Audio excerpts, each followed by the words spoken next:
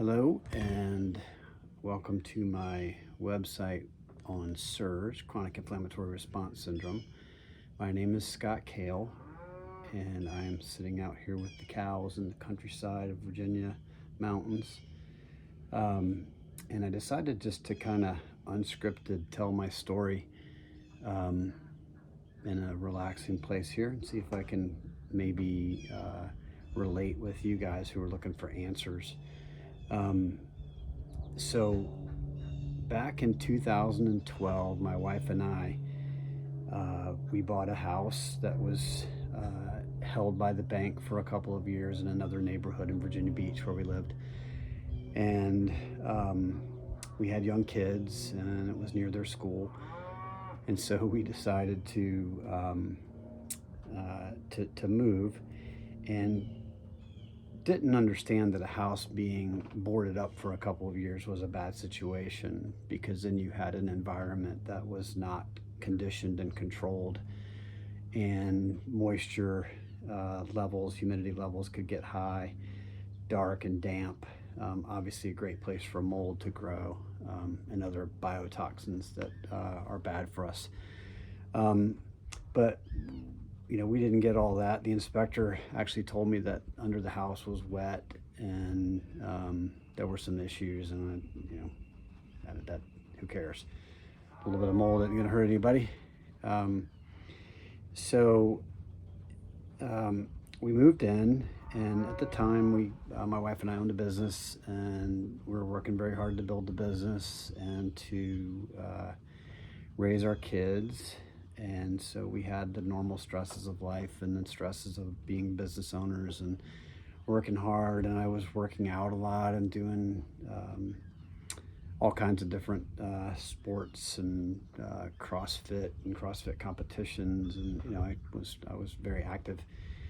But not long after moving into that house, things started to deteriorate. But it was, not really like a light switch flipped on and you knew exactly what was going on. So over a period of time, I started having these kind of crazy symptoms that were very unrelated. And the first big one that started happening was cramping and twitching, meaning muscle twitching. So I would cramp every night to the point of waking up and having to jump out of bed, try to straighten my feet out, straighten my calves out, get out of the cramp. And then I would lay there worried about the next cramp coming, and I would be sore the next day because it would pretty much tear some muscle tissue, I think. But this was a nightly occurrence. And I was very tired, and I just figured the tired was being stressed and just kind of normal aging. And but it got to the point where I would sleep 10 hours and just couldn't wake up. I think this cow is upset about something over here, or just wants to be on camera. But I would sleep and just not be able to wake up. It was just odd for me, just no energy. And as time went on, other little things kept kind of creeping up. I had bad sinus problems. I had sinus infections over and over and over again. Forgetfulness, brain fog. I was always ADHD, but it seemed it kind of got worse, like my ability to focus. My stomach was a wreck. Chronic issues with just IBS, you would call it. It seemed like every food bothered me.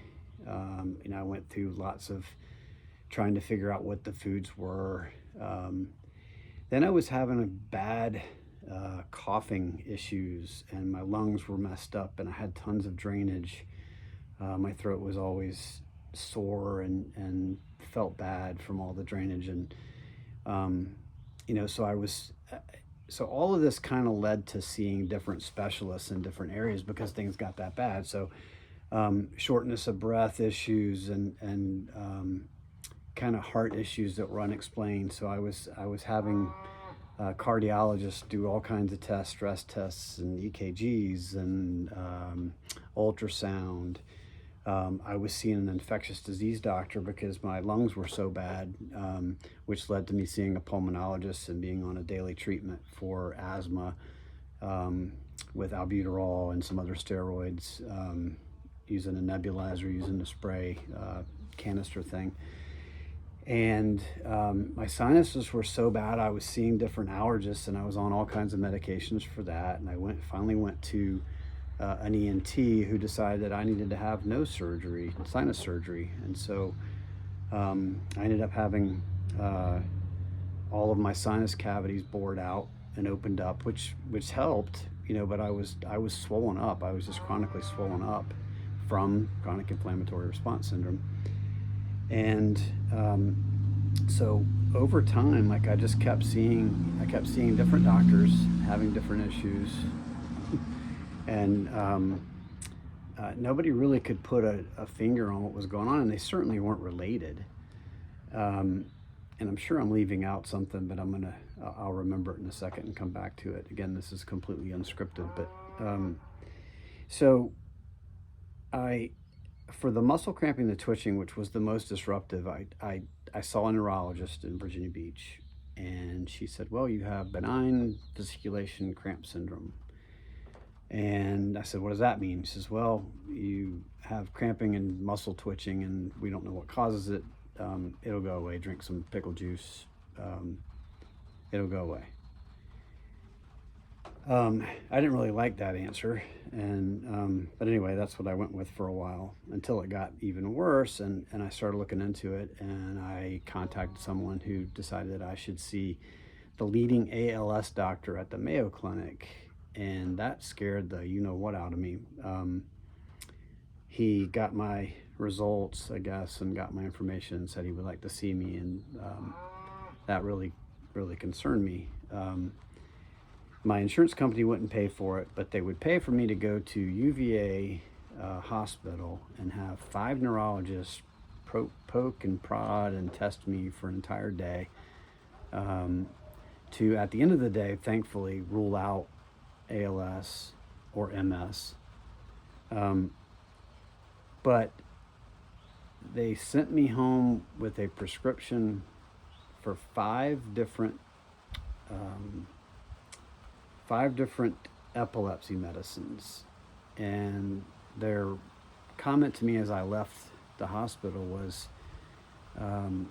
pick your poison, like read about them, see what they're like, pick your poison and decide which one you want to take, and then that's going to help with the twitching and the cramping. And I was like, that, I'm going to take a poison that's going to affect my brain. I didn't want to do that. And so I'd spent a bunch of money, a bunch of time. The years had gone by. I was sicker and sicker and sicker, not understanding why. And so I was talking to a friend one day, and he had an integrative health doctor that he was seeing for some issues, and suggested that maybe I go see her at her practice. And so I did. I went through the process of getting into her practice and going to see her. And thankfully, I found a doctor that understood. And after sitting with her for about an hour, telling her my rap sheet of issues that I had, she looked at me and said, I think you've got mold. And I was like, what? Like AOL, you've got mail? Like, what do you mean I've got mold? It didn't make any sense to me.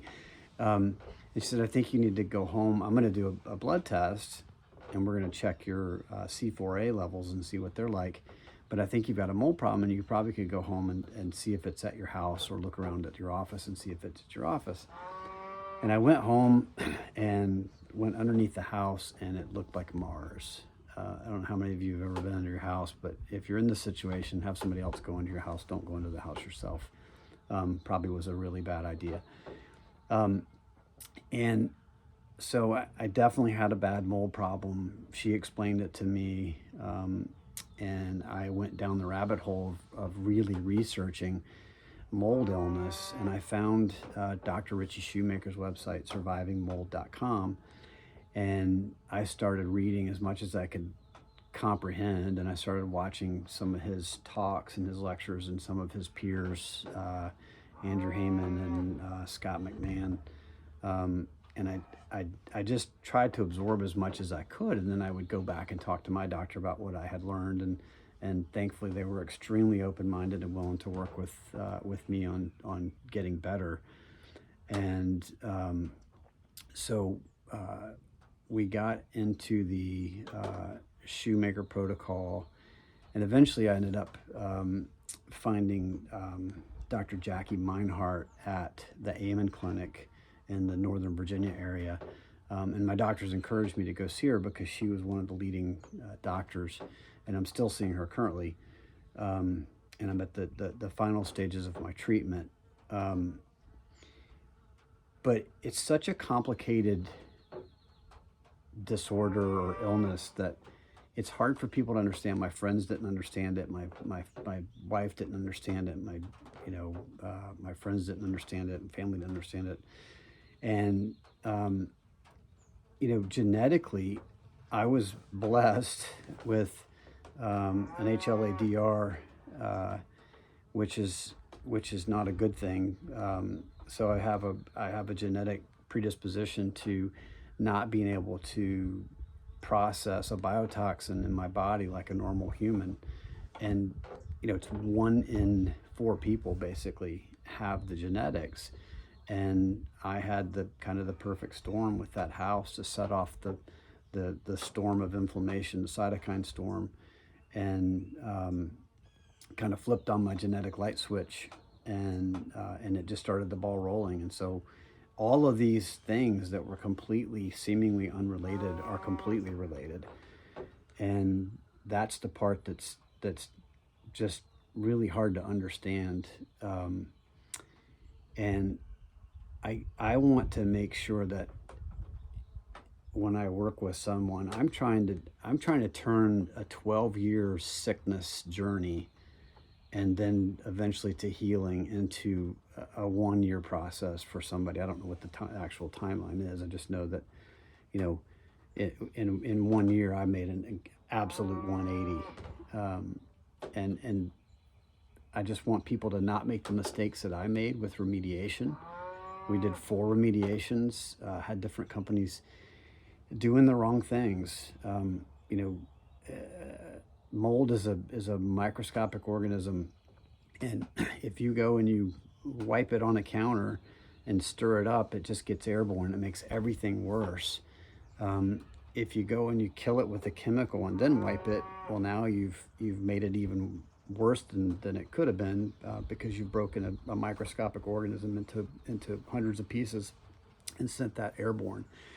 And then you've got the issue also with the mold remediation companies. There really aren't standards that are very tough to become a mold remediator, and a lot of them don't understand how sick people can get from it. And they'll tell you things like, oh, we'll just spray it down and wipe it, it'll be fine. No, that's the absolute worst thing you can do. Or, well, it's not black mold, it's fine.